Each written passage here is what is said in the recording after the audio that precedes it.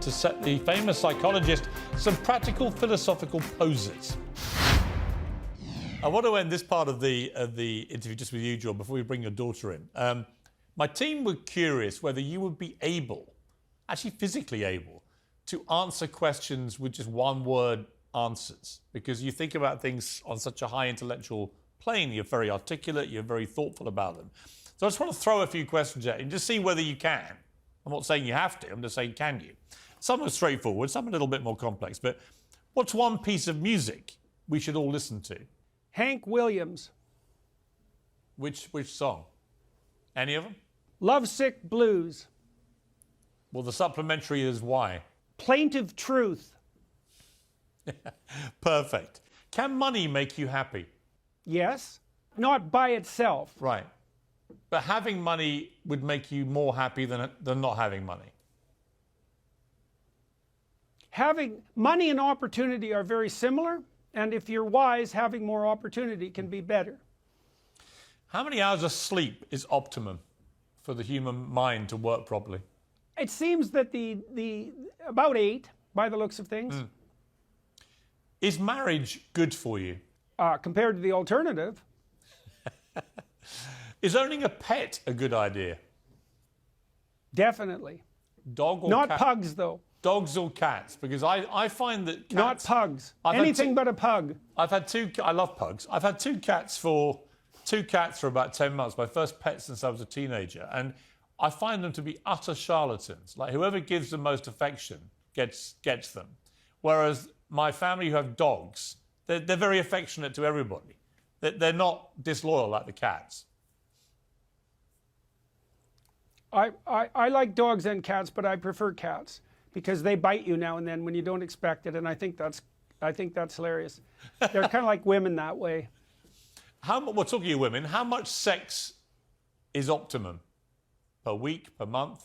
Well, my experience as a clinician, I'll give you a slightly longer answer to this.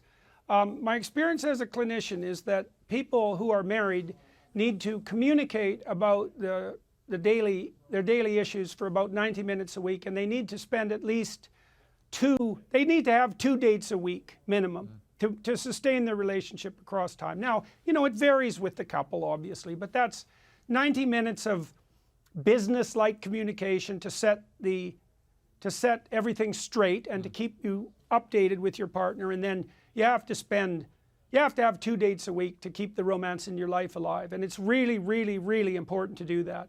And you can do that, but you have to work at it. And by dates, are you including sex? So is it twice a week is optimum? Depends on how the date goes, man. You should know that. Should people go to therapy, or can it really screw you up? Depends on the therapist and why they go. It can be very, very helpful. There's no real difference between a therapeutic relationship and a genuine relationship. And so the question really is, are genuine relationships beneficial to people? And the answer to that is, of course. And you might say, well, can you mimic a genuine relationship in a therapy practice? And the answer is yes. It's not as good as a marriage. If it's a good marriage, it's maybe not even as good as a great friendship. But if you lack both of those, then a therapeutic alliance can be extraordinarily helpful. Now, if your therapist is incautious and poorly trained and foolish and ideologically addled, then it can be a complete bloody nightmare. But everything's like that, right? If you go to a surgeon who doesn't know what he's doing, well, yeah, you know, he'll cut off the wrong leg, and that's often not a good thing. Who is the one philosopher we should all read? Nietzsche. What, breakfast, lunch or dinner? What's the most important meal of the day? Breakfast. And Admiral McCraven, if you ever saw this speech, gave a fantastic speech. He was one of the top military guys in the American military. And it was basically centered around making your bed. That the very first thing you should do each day is make your bed, because it set a discipline for your day and a purpose and got you going. What would your advice be for the first thing people should do when they get up? Open their eyes. And look around them. It's a good thing to do all day, is open your damn eyes. And see what's right in front of you. Well, the bed making duplicates the cosmic order, by the way, right? Because you make order out of chaos, and that's a good thing to do when you first awaken, because you're reenacting the creation of the world. in a symbolic manner. And finally, on this part of the... So it's a good way to get your day going. Yeah, it is. The final part of this section. What is the best and worst thing about being Jordan Peterson? The worst? I'm a bit much, you might say. I'm sort of running in all directions very rapidly, and so that can be a bit much. It's hard on people around me. I'm a bit much, man. And what's the best thing about you? The best thing about being me? Yeah. It's overwhelming, really. Well, the deep appreciation that people have for what I've been doing. It's stunning. It's soul destroying, but it's amazing.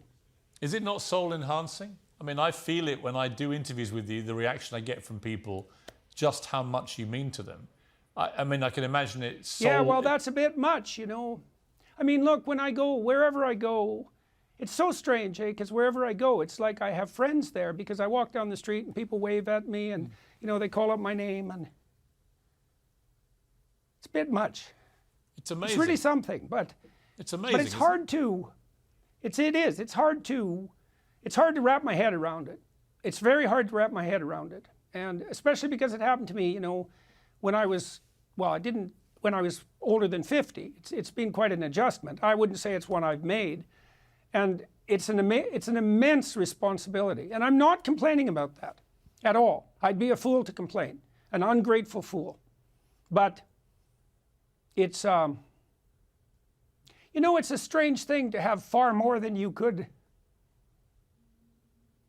ever imagine. What do you mean? Well, that's my life. I have far more than I could ever imagine. I didn't think it was possible. I mean, you've become somebody who, in the later stage of your life... Now you did it again. You got me again. God damn it. Yeah, it's very interesting. I mean, you are an emotional person. I know that. But I think it's also interesting to me what makes you emotional. And in a way, it's similar to why you were emotional last time I talked to you, is that you are very acutely aware of the influence you now have over so many millions of people. And I think you feel that responsibility profoundly. And I think that's what triggers in you an emotion. It's gratitude. Yeah. It's an amazing... You know, imagine someone gave you everything you could possibly imagine. Yeah. And more. Well, that's the situation I'm in. And do you find it overwhelming sometimes? Always. Always. Yeah. I think that's partly what made me ill. Yeah.